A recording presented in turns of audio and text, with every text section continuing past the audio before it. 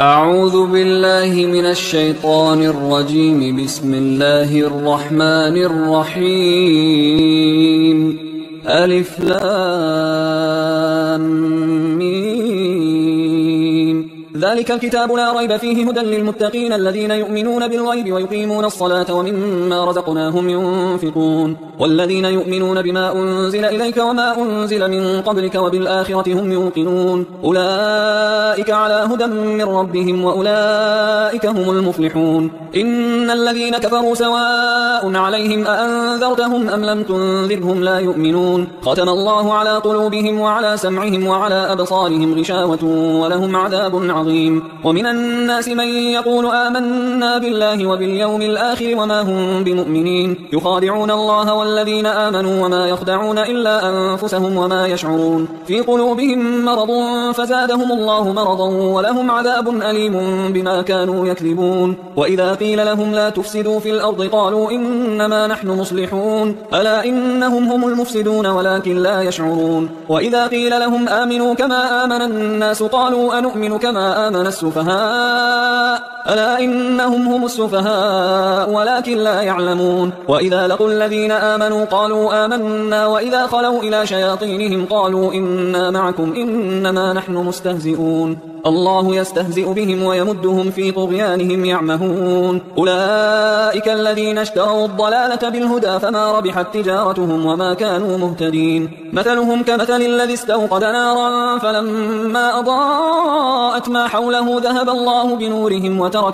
وتركهم في ظلمات لا يبصرون. صم بكم عمي فهم لا يرجعون. أو كصيب من السماء فيه ظلمات ورعد وبرق يجعلون أصابعهم في آذانهم من الصواعق حذر الموت والله محيط بالكافرين. يكاد البرق يخطف أبصارهم كلما أضاء لهم مشوا فيه وإذا أظلم عليهم قاموا ولو شاء الله لذهب بسمعهم وأبصارهم إن الله على كل شيء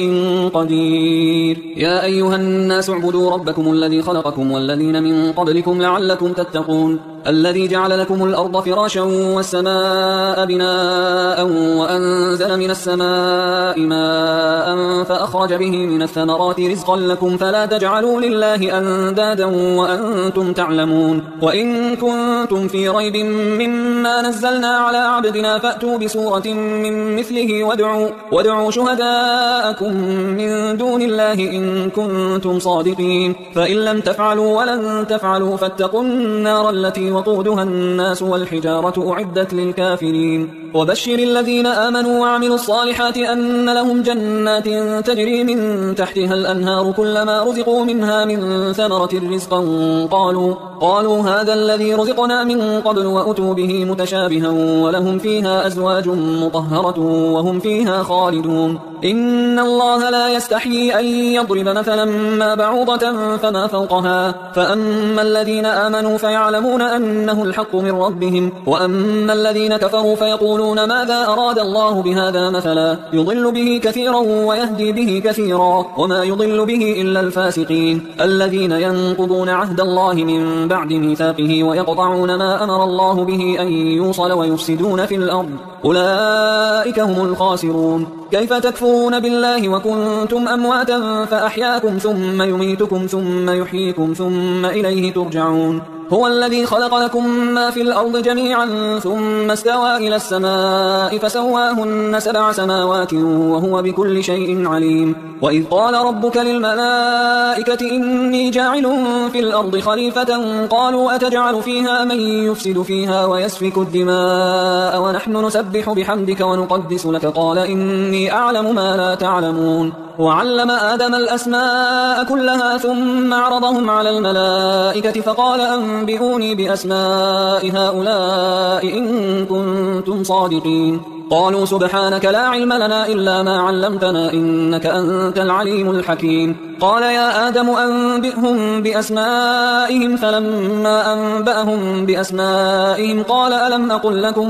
ألم أقل لكم إني أعلم غيب السماوات والأرض وأعلم ما تبدون وما كنتم تكتمون وإذ قلنا للملائكة اسجدوا لآدم فسجدوا إلا إبليس أبى واستكبر وكان من الكافرين وقلنا يا آدم اسكن أنت وزوجك الجنة وكلا منها رغدا حيث شئتما ولا تقربا هذه الشجرة فتكونا من الظالمين فأزلهما الشيطان عنها فأخرجهما مما كانا فيه وقلنا اهبطوا بعضكم لبعض عدو ولكم في الأرض مستقر ومتاع إلى حين فتلقى آدم من ربه كلمات فتاب عليه إنه هو التواب الرحيم قلنا اهبطوا منها جميعا فإما يأتينكم مني هدى فمن تبع هداي فلا خوف عليهم ولا هم يحزنون والذين كفروا وكذبوا بآياتنا أولئك أصحاب النار هم فيها خالدون يا بني إسرائيل اذكروا نعمتي التي أنعمت عليكم وأوفوا بعهدي أوف بعهدكم وإياي فارهبون وآمنوا بما أنزلت مصدقا لما معكم ولا تكونوا أول كافر به ولا تشتروا بآياتي ثمنا قليلا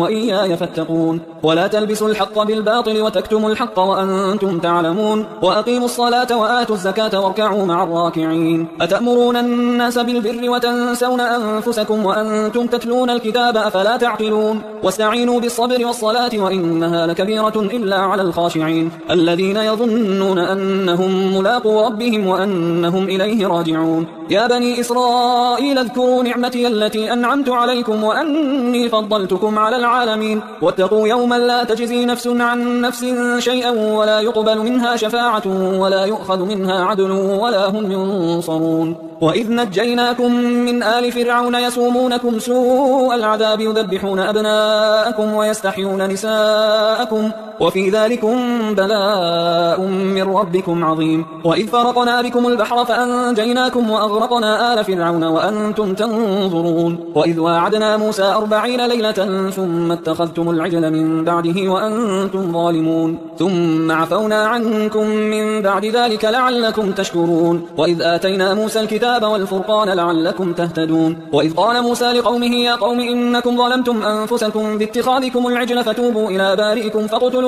أنفسكم ذلكم خير لكم عند بارئكم فتاب عليكم إنه هو التواب الرحيم وإذ قلتم يا موسى لن نؤمن لك حتى نرى الله جهرة فأخذتكم الصاعقة وأنتم تنظرون ثم بعثناكم من بعد موتكم لعلكم تشكرون وظللنا عليكم الغمام وأنزلنا عليكم المن والسلوى كلوا من طيبات ما رزقناكم وما ظلمونا ولكن كانوا أنفسهم يظلمون وإذ قلنا ادخلوا هذه القرية فكلوا منها حيث شئتم رغدا وادخلوا الباب سجدا وقولوا حطة نغفر لكم خطاياكم وسنزيد المحسنين فبدل الذين ظلموا قولا غير الذي قيل لهم فأنزلنا على الذين ظلموا رجزا من السماء بما كانوا يفسقون وإذ استسقى موسى لقومه فقلنا اضرب بعصاك الحجر فانفجرت منه 12 عينا قد علم كل أناس مشربهم كلوا واشربوا من رزق الله ولا تعثوا في الأرض مفسدين وإذ قلتم يا موسى لن نصبر على طعام واحد فادع لنا ربك يخرج لنا مما تنبت الأرض من بقلها وقثائها وفومها وعدسها وبصلها قال أتستبدلون الذي هو أدنى بالذي هو خير اهبطوا مصرا فإن لكم ما سألتم وضربت عليهم الذلة والمسكنة وباءوا بغضب من الله ذلك بأنهم كانوا يكفرون بآيات الله ويقتلون النبيين بغير الحق ذلك بما عصوا وكانوا يعتدون إن الذين آمنوا والذين هادوا والنصارى والصابئين من آمن بالله واليوم الآخر وعمل صالحا فلهم أجرهم عند ربهم ولا خوف عليهم ولا هم يحزنون وإذ أخذنا ميثاقكم ورفعنا فوقكم الطور خذوا ما آتيناكم بقوة واذكروا ما فيه لعلكم تتقون ثم توليتم من بعد ذلك فلولا فضل الله عليكم ورحمته لكنتم من الخاسرين ولقد علمتم الذين اعتدوا منكم في السبت فقلنا لهم كونوا قردة خاسئين فجعلناها نكالا لما بين يديها وما خلفها وموعظة للمتقين وإذ قال موسى لقومه إن الله يأمركم أن تذبحوا بقرة قالوا أتتخذنا هزوا قال أعوذ بالله أن أكون من الجاهلين قالوا ادع لنا ربك يبين لنا ما هي قال إنه يقول إنها بقرة لا فارض ولا بكر عوان بين ذلك فافعلوا ما تؤمرون قالوا ادع لنا ربك يبين لنا ما لونها قال إنه يقول إنها بقرة صفراء فاقع لونها تسر الناظرين قالوا ادع لنا ربك يبين لنا ما هي إن البقرة تشابه علينا وإنا إن شاء الله لمهتدون قال إنه يقول إنها بقرة لا ذلول تثير الأرض ولا تسقي الحرث مسلمة لا شية فيها قالوا الآن جئت بالحق فذبحوها وما كادوا يفعلون وإذ قتلتم نفسا فادارأتم فيها والله مخرج ما كنتم تكتمون فقلنا اضربوه ببعضها كذلك يحيي الله الموتى ويريكم آياته لعلكم تعقلون ثم قست قلوبكم من بعد ذلك فهي كالحجارة أو أشد قسوة وإن من الحجارة لما يتفجر منه الأنهار وإن منها لما يشقق فيخرج منه الماء وإن منها لما يهبط من خشية الله وما الله بغافل عما تعملون أفتطمعون أن يؤمنوا لكم وقد كان فريق منهم يسمعون كلام الله ثم يحرفونه من بعد ما عقلوه وهم يعلمون وإذا لقوا الذين آمنوا قالوا آمنا وإذا خلا بعضهم إلى بعض قالوا أتحدثونهم بما فتح الله عليكم ليحاجوكم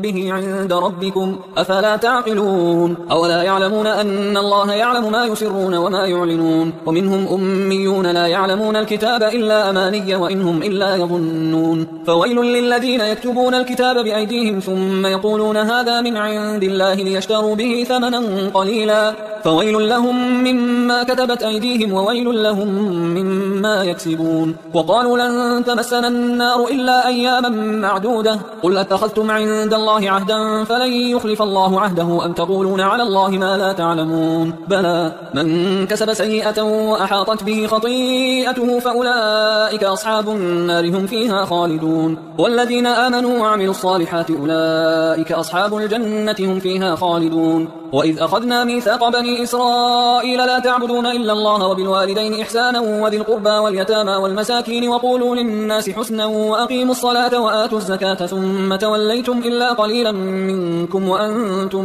معرضون وإذ أخذنا ميثاقكم لا تسفكون دماءكم ولا تخرجون أنفسكم من دياركم ثم أقررتم وأنتم تشهدون ثم أنتم هؤلاء تقتلون أنفسكم وتخرجون فريقا منكم من ديارهم تظاهرون عليهم بالإثم والعدوان وإن يأتوكم أسارى تفادوهم وهو محرم عليكم إخراجهم أفتؤمنون ببعض الكتاب وتكفرون ببعض فما جزاء من يفعل ذلك منكم إلا خزي في الحياة الدنيا ويوم القيامة يردون إلى أشد العذاب وما الله بغافل عما تعملون أولئك الذين اشتروا الحياة الدنيا بالآخرة فلا يخفف عنهم العذاب ولا هم ينصرون ولقد آتينا موسى الكتاب وقفينا من بعده بالرسل وآتينا عيسى ابن مريم البينات وأيدناه بروح القدس أفكلما جاءكم رسول بما لا تهوى أنفسكم استكبرتم ففريقا كذبتم وفريقا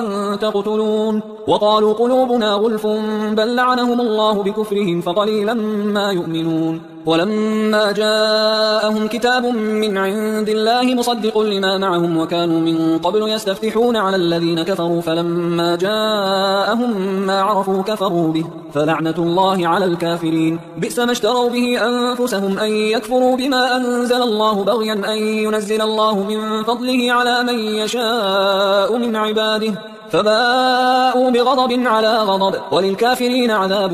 مهين وإذا قيل لهم آمنوا بما أنزل الله قالوا نؤمن بما أنزل علينا ويكفرون بما وراءه وهو الحق مصدقا لما معهم قل فلم تقتلون أنبياء الله من قبل إن كنتم مؤمنين ولقد جاءكم موسى بالبينات ثم اتخذتم العجل من بعده وأنتم ظالمون وإذ أخذنا ميثاقكم ورفعنا فوقكم الطور خذوا ما آتيناكم بقوة واسمعوا قالوا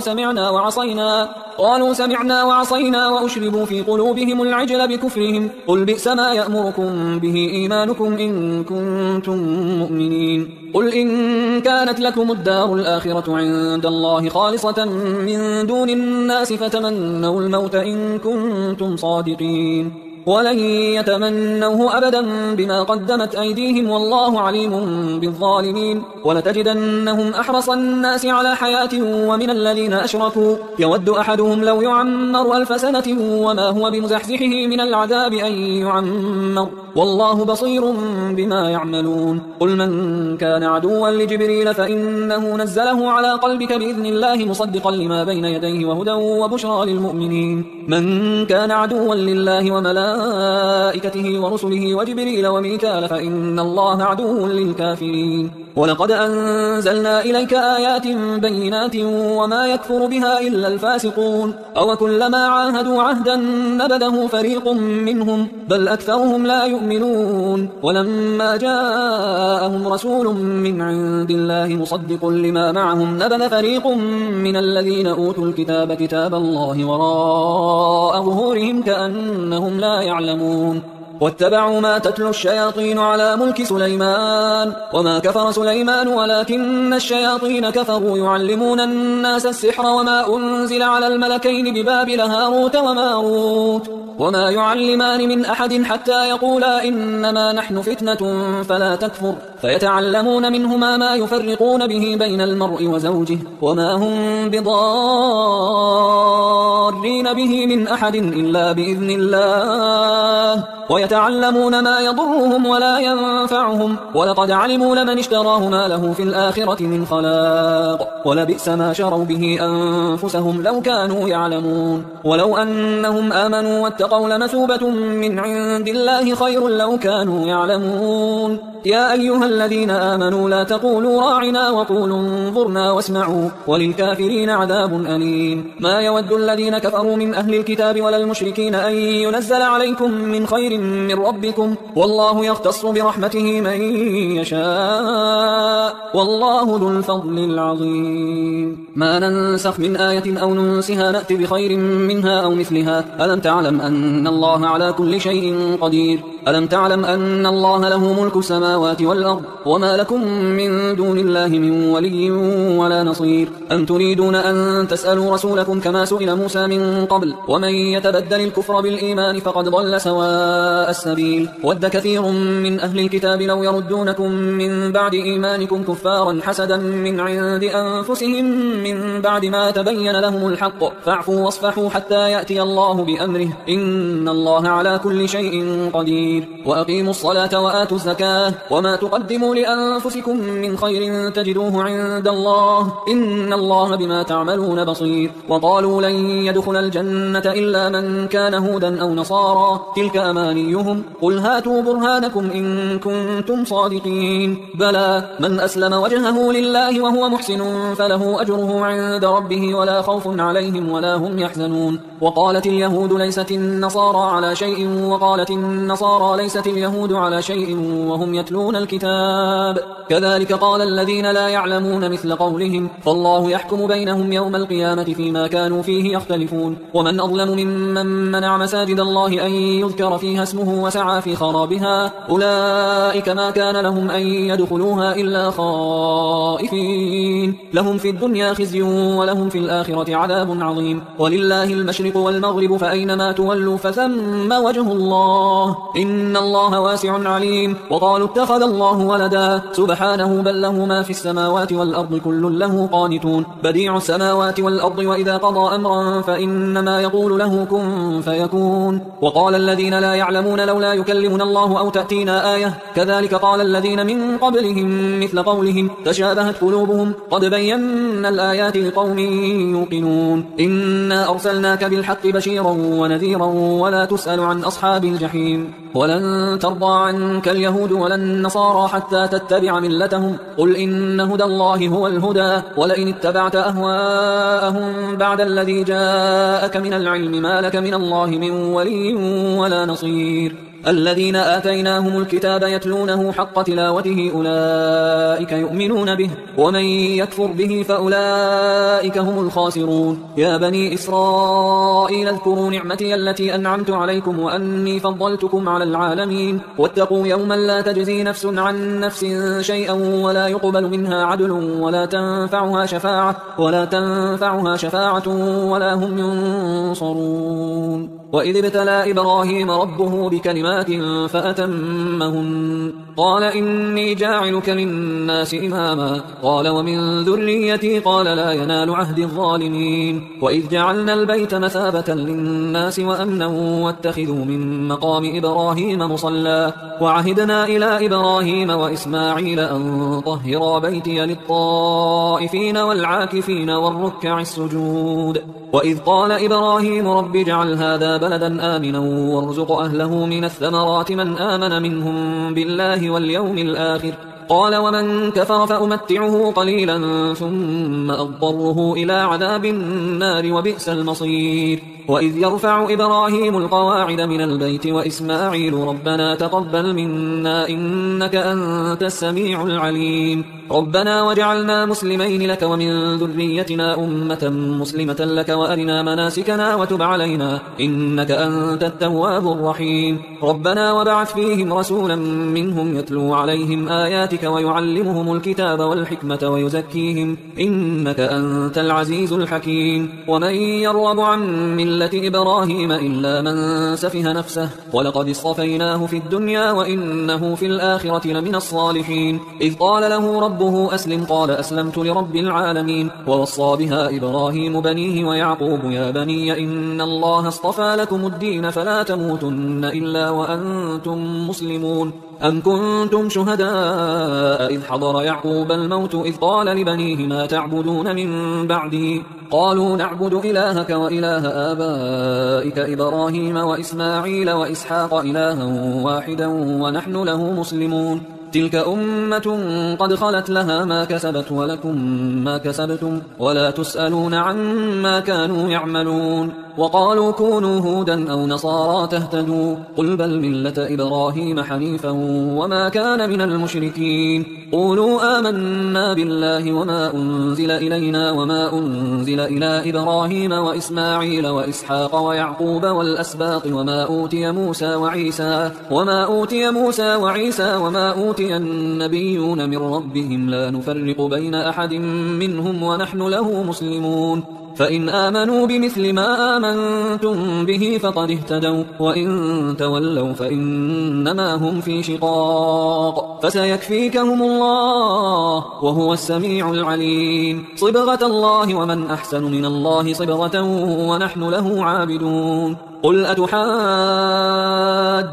في الله وهو ربنا وربكم ولنا أعمالنا ولكم أعمالكم ونحن له مخلصون أم تقولون إن إبراهيم وإسماعيل وإسحاق ويعقوب والأسباط كانوا هودا أو نصارى قل أأنتم أعلم أم الله ومن أظلم ممن كتم شهادة عنده من الله وما الله بغافل عما تعملون تلك أمة قد خلت لها ما كسبت ولكم ما كسبتم ولا تسألون عما كانوا يعملون سيقول السفهاء من الناس ما ولاهم عن قبلتهم التي كانوا عليها قل لله المشرق والمغرب يهدي من يشاء إلى صراط مستقيم وكذلك جعلناكم أمة وسطا لتكونوا شهداء على الناس ويكون الرسول عليكم شهيدا وما جعلنا القبلة التي كنت عليها إلا لنعلم من يتبع الرسول ممن ينقلب على عقبيه وإن كانت لكبيرة إلا على الذين هدى الله وما كان الله ليضيع إيمانكم إن الله بالناس لرؤوف رحيم قد نرى تقلب وجهك في السماء فلنولينك قبلة ترضاها فول وجهك شطر المسجد الحرام وحيث ما كنتم فولوا وجوهكم شطره وإن الذين أوتوا الكتاب ليعلمون أنه الحق من ربهم وما الله بغافل عما يعملون ولئن أتيت الذين أوتوا الكتاب بكل آية ما تبعوا قبلتك وما أنت بتابع قبلتهم وما بعضهم بتابع قبلة بعض ولئن اتبعت أهواءهم من بعد ما جاءك من العلم إنك إذا لمن الظالمين الذين آتيناهم الكتاب يعرفونه كما يعرفون أبناءهم جاءهم وإن فريقا منهم ليكتمون الحق وهم يعلمون الحق من ربك فلا تكونن من الممترين ولكل وجهة هو موليها فاستبقوا الخيرات أينما تكونوا يأتي بكم الله جميعا إن الله على كل شيء قدير ومن حيث خرجت فول وجهك شطر المسجد الحرام وإنه للحق من ربك وما الله بغافل عما تعملون ومن حيث خرجت فول وجهك شطر المسجد الحرام وحيث ما كنتم فولوا وجوهكم شطره لئلا يكون للناس عليكم حجة إلا الذين ظلموا منهم فلا تخشوهم واخشوني ولأتم نعمتي عليكم ولعلكم تهتدون كما أرسلنا فيكم رسولا منكم يتلو عليكم آياتنا ويزكيكم ويعلمكم الكتاب والحكمة ويعلمكم ما لم تكونوا تعلمون فاذكروني أذكركم واشكروا لي ولا تكفرون يا أيها الذين آمنوا استعينوا بالصبر والصلاة إن الله مع الصابرين ولا تقولوا لمن يقتل في سبيل الله أموات بل أحياء ولكن لا تشعرون ولنبلونكم بشيء من الخوف والجوع ونقص من الأموال والأنفس والثمرات وبشر الصابرين الذين إذا أصابتهم مصيبة قالوا إنا لله وإنا إليه راجعون أولئك عليهم صلوات من ربهم ورحمة وأولئك هم المهتدون إن الصفا والمروة من شعائر الله فمن حج البيت أو اعتمر فلا جناح عليه أن يطوف بهما ومن تطوع خيرا فإن الله شاكر عليم إن الذين يكتمون ما أنزلنا من البينات والهدى من بعد ما بيناه للناس في الكتاب أولئك يلعنهم الله ويلعنهم اللاعنون إلا الذين تابوا وأصلحوا وبينوا فأولئك أتوب عليهم وأنا التواب الرحيم إن الذين كفروا وماتوا وهم كفار أولئك عليهم لعنة الله والملائكة والناس أجمعين خالدين فيها لا يخفف عنهم العذاب ولا هم ينظرون وإلهكم إله واحد لا إله إلا هو الرحمن الرحيم إن في خلق السماوات والأرض واختلاف الليل والنهار والفلك التي تجري في البحر بما ينفع الناس وما أنزل الله من السماء من ماء فأحيا به الأرض بعد موتها وبث فيها من كل دابة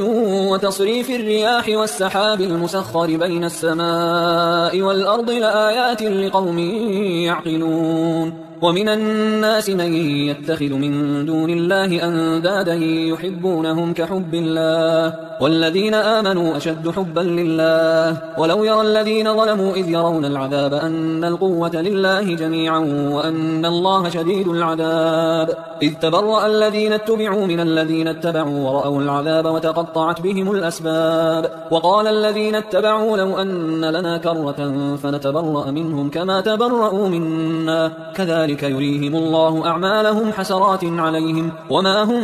بخارجين من النار يا أيها الناس كلوا مما في الأرض حلالا طيبا ولا تتبعوا خطوات الشيطان إنه لكم عدو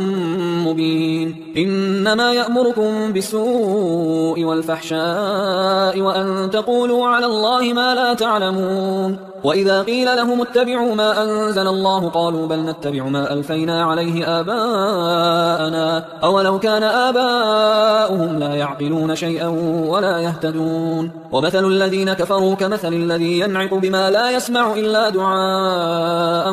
ونداء صم بكم عمي فهم لا يعقلون يا أيها الذين آمنوا كلوا من طيبات ما رزقناكم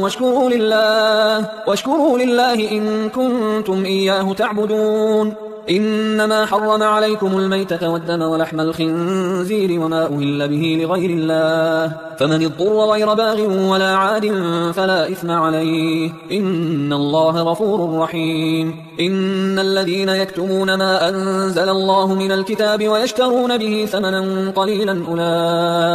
أولئك ما يأكلون في بطونهم إلا النار ولا يكلمهم الله يوم القيامة ولا يزكيهم ولهم عذاب أليم. أولئك الذين اشتروا الضلالة بالهدى والعذاب بالمغفرة فما أصبرهم على النار ذلك بأن الله نزل الكتاب بالحق وإن الذين اختلفوا في الكتاب لفي شقاق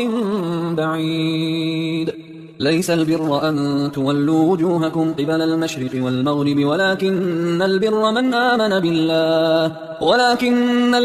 آمن بالله واليوم الآخر والملائكة والكتاب والنبيين وآتى المال على حبه ذوي القربى واليتامى والمساكين وابن السبيل والسائلين وفي الرقاب وأقام الصلاة وآتى الزكاة والموفون بعهدهم إذا عاهدوا والصابرين في البأساء والضراء وحين البأس أولئك الذين صدقوا وأولئك هم المتقون. يا أيها الذين آمنوا كتب عليكم القصاص في القتلى الحر بالحر والعبد بالعبد والأنثى بالأنثى فمن عفي له من أخيه شيء فاتباع بالمعروف وأداء إليه بإحسان ذلك تخفيف من ربكم ورحمة فمن اعتدى بعد ذلك فله عذاب أليم. ولكم في القصاص حياة يا أولي الألباب لعلكم تتقون. كتب عليكم إذا حضر أحدكم الموت إن ترك خيرا الوصية للوالدين والأقربين بالمعروف حقا على المتقين فمن بدله بعدما سمعه فإنما إثمه على الذين يبدلونه إن الله سميع عليم. فمن خاف من موص جنفا أو إثما فأصلح بينهم فلا إثم عليه إن الله غفور رحيم. يا أيها الذين آمنوا كتب عليكم الصيام كما كتب على الذين من قبلكم لعلكم تتقون أياما معدودات فمن كان منكم مريضا أو على سفر فعدة من أيام أخر وعلى الذين يطيقونه فدية طعام مسكين فمن تطوع خيرا فهو خير له وأن تصوموا خير لكم إن كنتم تعلمون. شهر رمضان الذي أنزل فيه القرآن هدى للناس وبينات من الهدى والفرقان فمن شهد منكم الشهر فليصم ومن كان مريضا أو على سفر فعدة من أيام أخر يريد الله بكم اليسر ولا يريد بكم العسر ولتكملوا العدة ولتكبروا الله على ما هداكم ولعلكم تشكرون. وإذا سألك عبادي عني فإني قريب أجيب دعوة الداعي إذا دعان فليستجيبوا لي وليؤمنوا بي لعلهم يرشدون. أحل لكم ليلة الصيام الرفث إلى نسائكم هن لباس لكم وأنتم لباس لهن علم الله أنكم كنتم تختانون أنفسكم فتاب عليكم وعفى عنكم فالآن باشروهن وابتغوا ما كتب الله لكم وكلوا واشربوا حتى يتبين لكم الخيط الأبيض من الخيط الأسود من الفجر ثم أتموا الصيام إلى الليل ولا تباشروهن وأنتم عاكفون في المساجد تلك حدود الله فلا تقربوها كذلك يبين الله آياته للناس لعلهم يتقون. ولا تأكلوا أموالكم بينكم بالباطل وتدلوا بها إلى الحكام لتأكلوا فريقا من أموال الناس بالإثم وأنتم تعلمون. يسألونك عن الأهلة قل هي مواقيت للناس والحج وليس البر بأن تأتوا البيوت من ظهورها ولكن البر من اتقى وأتوا البيوت من أبوابها واتقوا الله لعلكم تفلحون. وقاتلوا في سبيل الله الذين يقاتلونكم ولا تعتدوا إن الله لا يحب المعتدين. وقتلوهم حيث ثقفتموهم وأخرجوهم من حيث أخرجوكم والفتنة أشد من القتل ولا تقاتلوهم عند المسجد الحرام حتى يقاتلوكم فيه فإن قاتلوكم فاقتلوهم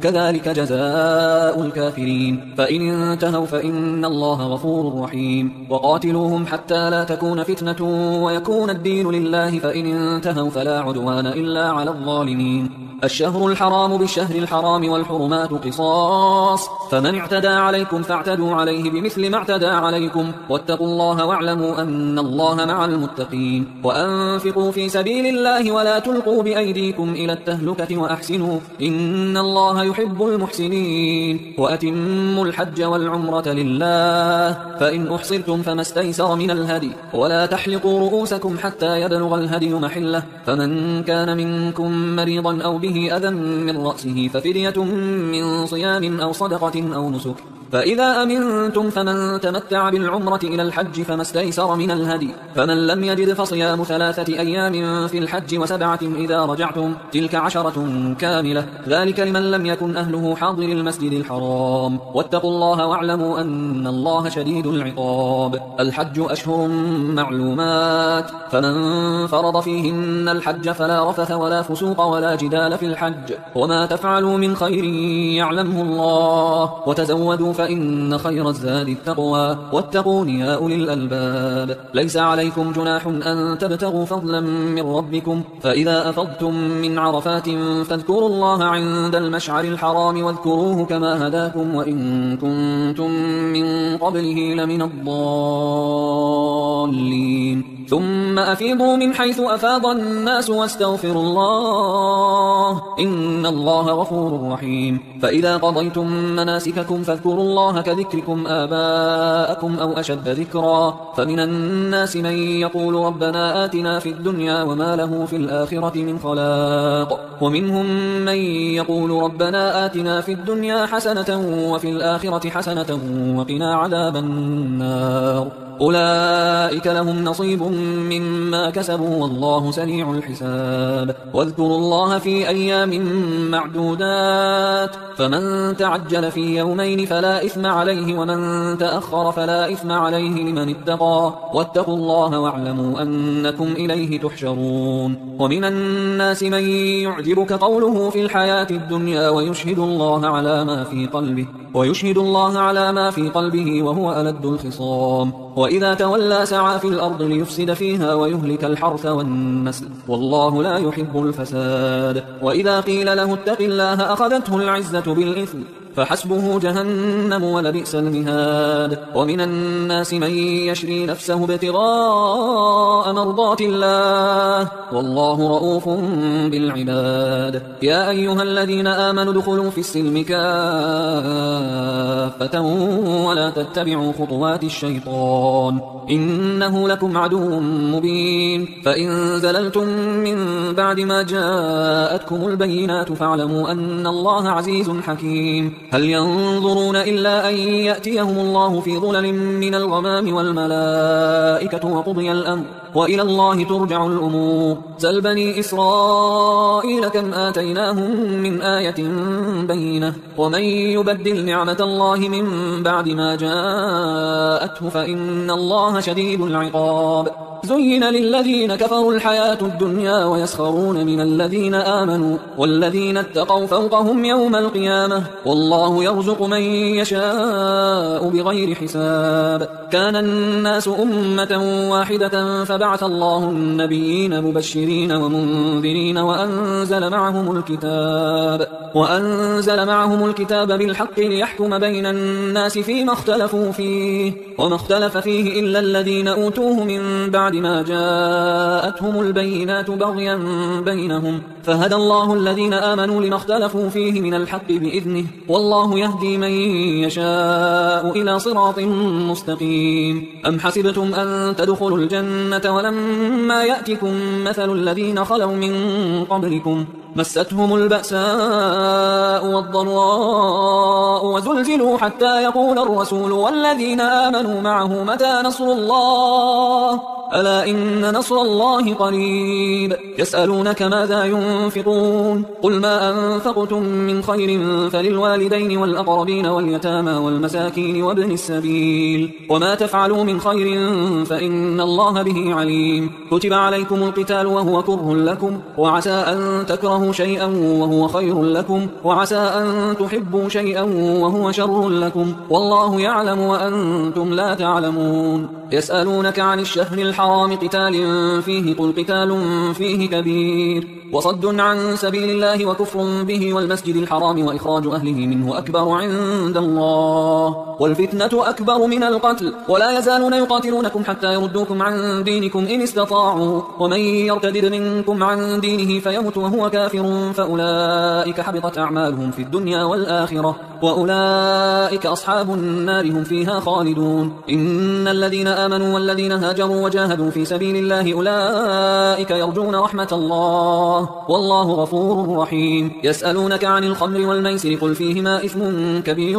ومنافع للناس وإثمهما أكبر من نفعهما ويسألونك ماذا ينفقون قل العفو كذلك يبين الله لكم الآيات لعلكم تتفكرون في الدنيا والآخرة. ويسألونك عن اليتامى قل إصلاح لهم خير وإن تخالطوهم فإخوانكم والله يعلم المفسد من المصلح ولو شاء الله لأعنتكم إن الله عزيز حكيم. ولا تنكحوا المشركات حتى يؤمن ولأمة مؤمنة خير من مشركة ولو أعجبتكم ولا تنكحوا المشركين حتى يؤمنوا ولعبد مؤمن خير من مشرك ولو أعجبكم أولئك يدعون إلى النار والله يدعو إلى الجنة والمغفرة بإذنه ويبين آياته للناس لعلهم يتذكرون. ويسألونك عن المحيض قل هو أذى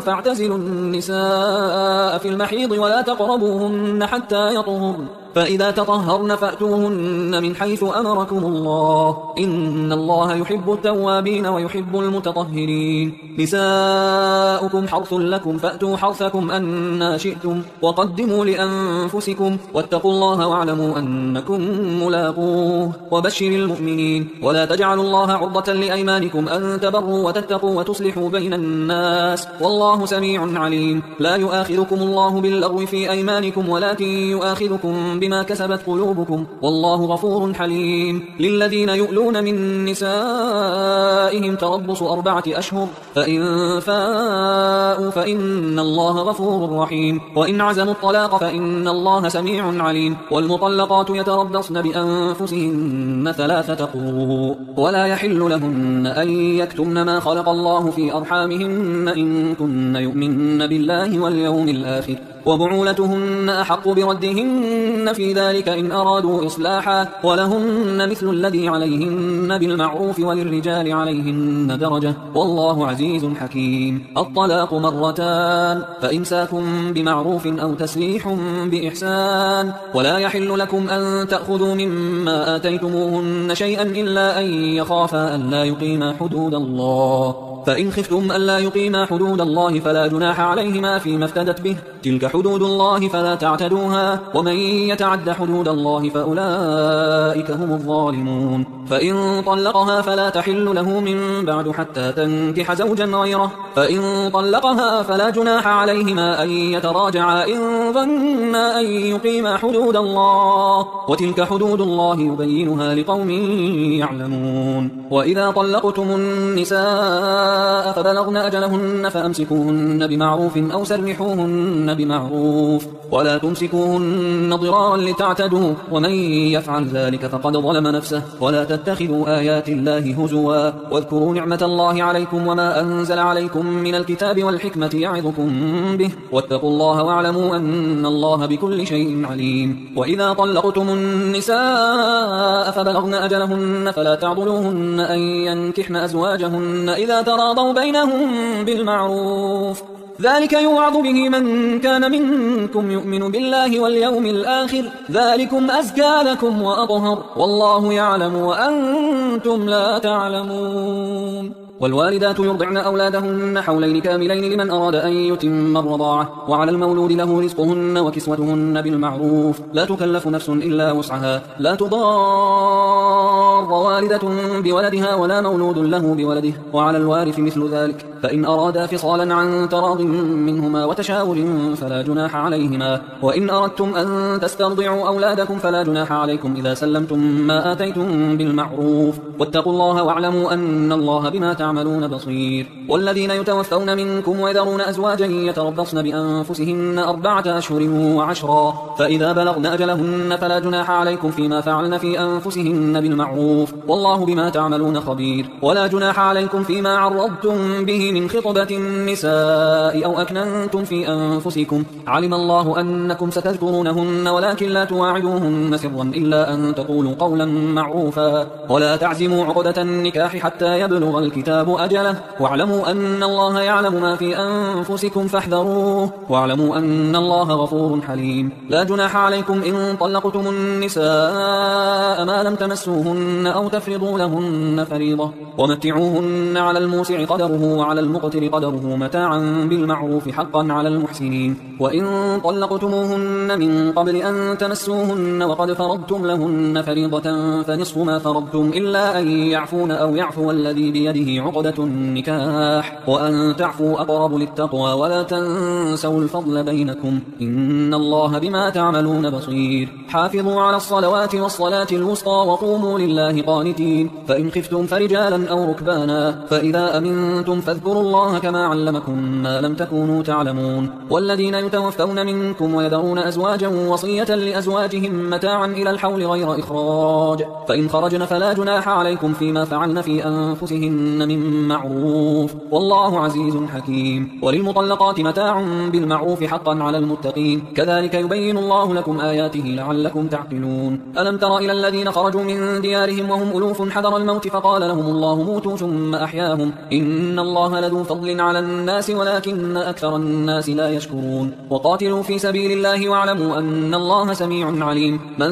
ذا الذي يقرض الله قرضا حسنا فيضاعفه له أضعافا كثيرة والله يقبض ويبسط وإليه ترجعون. ألم تر إلى الملأ من بني إسرائيل من بعد موسى إذ قالوا لنبي له مبعث لنا ملكا نقاتل في سبيل الله قال هل عسيتم إن كتب عليكم القتال ألا تقاتلوا قالوا وما لنا ألا نقاتل في سبيل الله وقد أخرجنا من ديارنا وأبنائنا فلما كتب عليهم القتال تولوا إلا قليلا منهم والله عليم بالظالمين. وقال لهم نبيهم إن الله قد بعث لكم طالوت ملكا قالوا أنى يكون له الملك علينا ونحن أحق بالملك منه ولم يؤت سعة من المال قال إن الله اصطفاه عليكم وزاده بسطة في العلم والجسم والله يؤتي ملكه من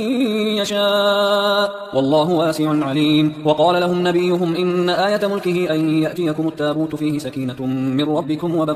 وبقية مما ترك آل موسى وآل هارون تحمله الملائكة إن في ذلك لآية لكم إن كنتم مؤمنين. فلما فصل طالوت بالجنود قال إن الله مبتليكم بنهر فمن شرب منه فليس مني ومن لم يطعمه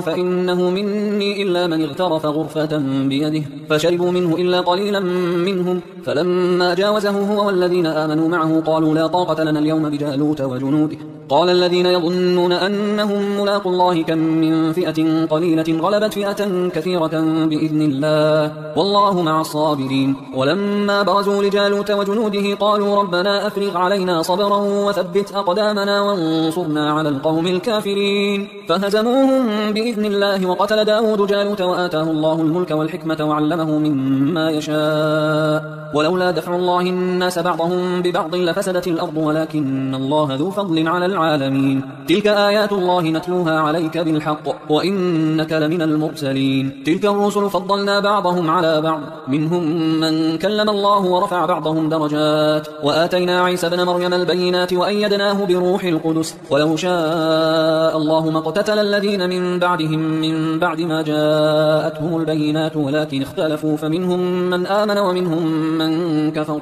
ولو شاء الله ما اقتتلوا ولكن الله يفعل ما يريد. يا أيها الذين آمنوا أنفقوا مما رزقناكم من قبل أن يأتي يوم لا بيع فيه ولا خلة ولا شفاعة والكافرون هم الظالمون. الله لا إله إلا هو الحي القيوم لا تأخذه سنة ولا نوم له ما في السماوات وما في الأرض من ذا الذي يشفع عنده إلا بإذنه يعلم ما بين أيديهم وما خلفهم ولا يحيطون بشيء من علمه إلا بما شاء وسع كرسيه السماوات والأرض ولا يؤوده حفظهما وهو العلي العظيم. لا إكراه في الدين قد تبين الرشد من الغي فمن يكفر بالطاغوت ويؤمن بالله فقد استمسك بالعروة الوثقى لا انفصام لها والله سميع عليم. الله ولي الذين آمنوا يخرجهم من الظلمات إلى النور والذين كفروا أولياؤهم الطاغوت يخرجونهم من النور إلى الظلمات أولئك أصحاب النار هم فيها خالدون. ألم تر إلى الذي حاج إبراهيم في ربه أن آتاه الله الملك إذ قال إبراهيم ربي الذي يحيي ويميت قال أنا أحيي وأميت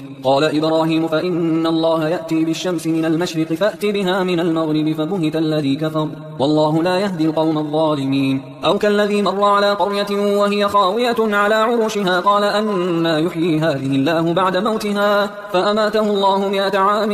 ثم بعثه قال كم لبثت قال لبثت يوما أو بعض يوم قال بل لبثت 100 عام فانظر إلى طعامك وشرابك لم يتسنه وانظر إلى حمارك ولنجعلك آية للناس وانظر إلى العظام كيف ننشفها ثم نكسوها لحما فلما تبين له قال أعلم أن الله على كل شيء قدير. وإذ قال إبراهيم رب أرني كيف تحيي الموتى قال أولم تؤمن قال بلى ولكن ليطمئن قلبي قال فخذ 4 من الطير فصرهن إليك ثم اجعل على كل جبل منهن جزءا ثم ادعهن يأتينك سعيا واعلم أن الله عزيز حكيم. مثل الذين ينفقون أموالهم في سبيل الله كمثل حبة أنبتت 7 سنابل في كل سنبلة 100 حبة والله يضاعف لمن يشاء والله واسع عليم. الذين ينفقون أموالهم في سبيل الله ثم لا يتبعون ما أنفقوا منا ولا أذى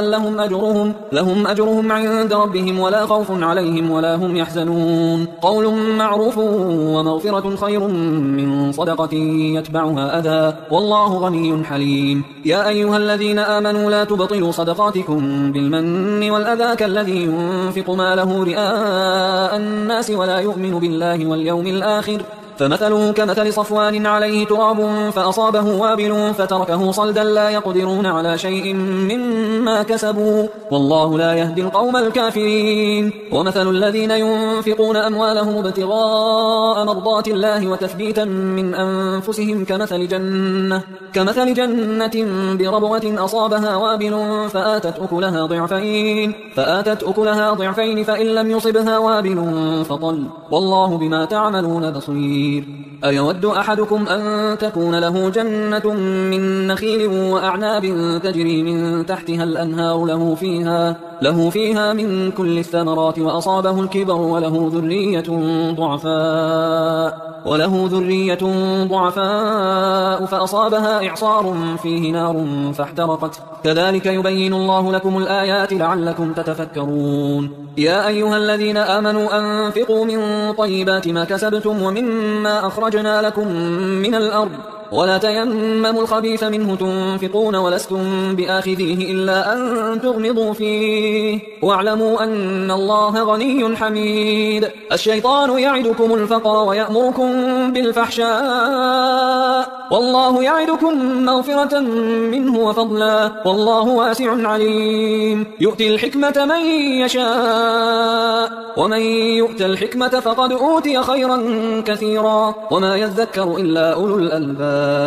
وما أنفقتم من نفقة أو نذرتم من نذر فإن الله يعلمه وما للظالمين من أنصار. إن تبدوا الصدقات فنعما هي وإن تخفوها وتؤتوها الفقراء فهو خير لكم ويكفر عنكم من سيئاتكم والله بما تعملون خبير. ليس عليك هداهم ولكن الله يهدي من يشاء وما تنفقوا من خير فلأنفسكم وما تنفقون إلا ابتغاء وجه الله وما تنفقوا من خير يوفى إليكم وأنتم لا تظلمون. للفقراء الذين أحصروا في سبيل الله لا يستطيعون ضربا في الأرض يحسبهم الجاهل أغنياء من التعفف تعرفهم بسيماهم لا يسألون الناس إلحافا وما تنفقوا من خير فإن الله به عليم. الذين ينفقون أموالهم بالليل والنهار سرا وعلانية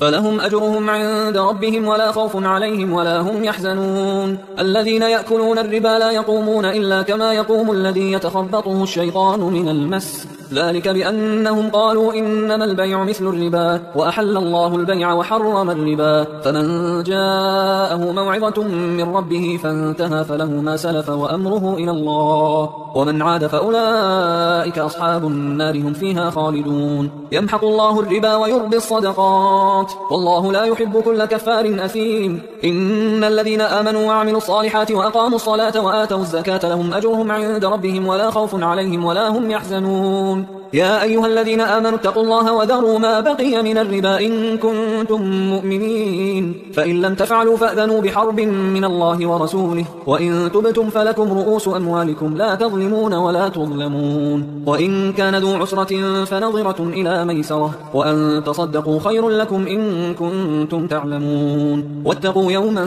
ترجعون فيه إلى الله ثم توفى كل نفس ما كسبت وهم لا يظلمون. يا أيها الذين آمنوا إذا تداينتم بدين إلى أجل مسمى فاكتبوه، وليكتب بينكم كاتب بالعدل ولا يأبى كاتب أن يكتب كما علمه الله، فليكتب وليملل الذي عليه الحق وليتق الله ربه ولا يبخس منه شيئا، فإن كان الذي عليه الحق سفيها أو ضعيفا أو لا يستطيع أن يمله فليملل وليه بالعدل، واستشهدوا شهيدين من رجالكم، فإن لم يكونا رجلين فرجل وامرأتان ممن ترضون من الشهداء أن تضل إحداهما فتذكر إحداهما الأخرى، ولا يأبى الشهداء إذا ما دعوا، ولا تسأموا أن تكتبوه صغيرا أو كبيرا إلى أجله، ذلكم أقسط عند الله وأقوم للشهادة وأدنى أن لا ترتابوا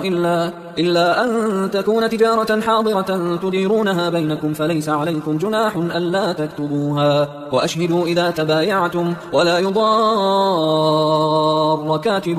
ولا شهيد، وإن تفعلوا فإنه فسوق بكم، واتقوا الله ويعلمكم الله والله بكل شيء عليم. وإن كنتم على سفر ولم تجدوا كاتبا فرهان مقبوضة، فإن أمن بعضكم بعضا فليؤدي الذي اؤتمن أمانته وليتق الله ربه ولا تكتموا الشهادة، ومن يكتمها فإنه آثم قلبه والله بما تعملون عليم. لله ما في السماوات وما في الأرض، وإن تبدوا ما في أنفسكم أو تخفوه يحاسبكم به الله فيغفر لمن يشاء ويعذب من يشاء والله على كل شيء قدير. آمن الرسول بما أنزل إليه من ربه والمؤمنون كل آمن بالله وملائكته وكتبه ورسله لا نفرق بين أحد من رسله وقالوا سمعنا وأطعنا غفرانك ربنا وإليك المصير. لا يكلف الله نفسا إلا وسعها لها ما كسبت وعليها ما اكتسبت ربنا لا تؤاخذنا إن نسينا أو أخطأنا ربنا ولا تحمل علينا إصرا كما حملته على الذين من قبلنا ربنا ولا تحملنا ما لا طاقة لنا به واعف عنا واغفر لنا وارحمنا أنت مولانا فانصرنا على القوم الكافرين.